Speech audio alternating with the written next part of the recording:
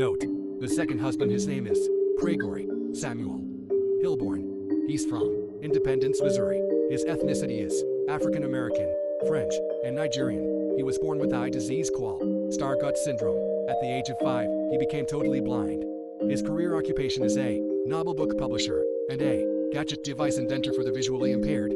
His favorite colors are maroon red, navy blue, bright green, and tan brown. His wife's name is Beyonce Siobhan Hilborn, but her maiden name is Wilson. Her ethnicity is African American, German, and Irish. She's from Kansas City, Missouri. Her career occupation is a graphic arts designer and R&B songwriter. Her favorite colors are gold, white, orange, and black. Corinne Gregory had met at his cousin Tech Nine's album signing release party. During the album party, Beyonce was handing out flyers and business cards for her grand opening company. Craig's best friends, Julio Cortez, Alonso Aguilar, Jenny Lou Young, Hung Lee, David Allen Graves Jr., and Heather Clarissa Brentmeyer, said to their friend Craig, "There's a very attractive lady looking directly at you. She's now making her way over here." Beyonce approached Craig with an interested grin and said, "Hi, what's going on? I'm Beyonce, and your name is?" And Craig spoke and said, "I'm Gregory, but my friends call me Craig." And Beyonce said, "Well, it was nice meeting you, Craig." And he smiled and said, "It was nice meeting you as well, Beyonce." From that conversation, it led to a 2-year relationship, and a toxic, explosive, humiliating, sabotaging, belittling, taken for granted, untrustworthy, cruel, and miserable fucked up marriage. Beyonce was loving, gentle, understanding, kind-hearted, and easy to talk to, but that was until hell introduced itself into our home. One day Craig got home from the 24 Fitness Center and raised the garage up with the remote, and once he came inside the house, he heard the washer and dryer running, the kitchen, living room, and the master bedroom's TV was up to its maximum levels, including the home theater surround sound speakers as well. Then he uttered out in a high-pitched tone, baby, why is everything on at the same time? Beyonce, does everything have to be so loud? Baby, where are you?" The whole entire time, Craig was yelling his wife's name. She was looking dead at him from the living room, while entertaining another man. 45 minutes before her husband arrived home, she had turned everything on and up to its highest decibels, so it will throw him off and confuse him. That way he won't have the slightest idea of my adultery lifestyle. Beyonce said, "Hey babe, how did your workout go today?" Craig said, "I had a great workout. It went rather well." And as he was talking to his wife, the man had his wife invited to their house. He had tiptoed quietly downstairs and through the back door. This man actually lives around the corner from their subdivision. This man's name is Vincent, Dantes Garfield. Craig's wife been knowing him since they were kids. That's why Beyonce convinced her husband Craig to move into the home they're currently living in, so that way, she can be close to her childhood love. "Vincent," Craig asked his wife in a frustrating, disturbed tone manner, "you tell me what in the fuck is really going on here? I come in from the gym, and you have everything on in here at a high uncomfortable rate."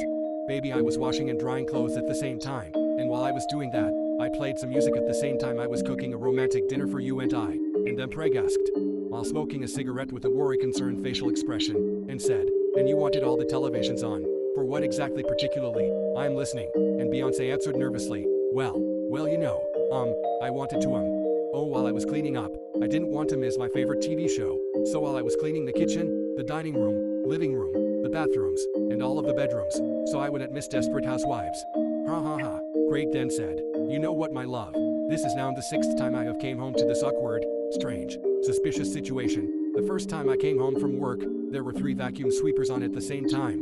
While that was happening, in the kitchen you had the microwave, the stove, air fryer, the coffee maker, and 2 blenders on all at once. You have done this twice this year, twice last year, and twice prior before these last years. We've been knowing each other for 4 years now, but married only for 2. I don't have low self-esteem, I don't have trust issues, and nor do I have a hearing problem. I was born blind, not deaf. So in closing, you and I, we're done. We're through. The nightmare marriage is officially over.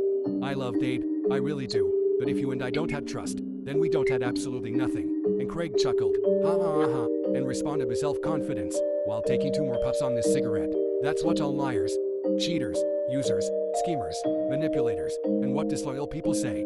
Craig divorced Beyonce as soon as possible, and strived on in life for greater things to come his way. And as he was boxing up everything that belonged to him, he said to her, "You reap what you sow, nigga. You reap what you sow."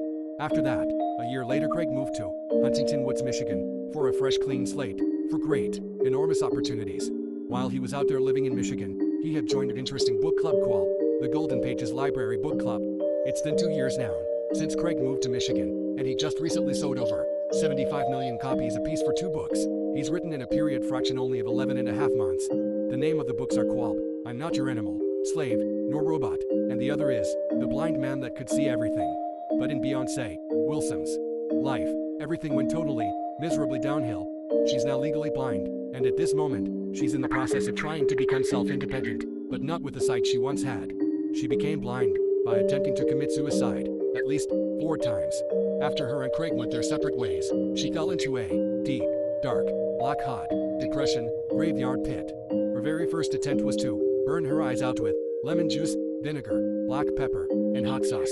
She mixed everything into a punch bowl, then she slammed her face down inside of it. She was severely scarred, bloody with glass in her eyes.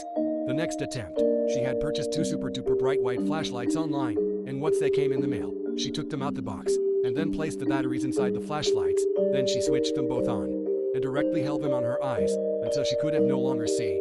The third time, she drunk a whole bottle of bleach, and the last time, she had took 2 sharp pitchforks, and jammed them both forcefully in her eyes. She was bleeding profusely from her eye sockets. Then she uttered, "Look, Craig, are you looking at me?"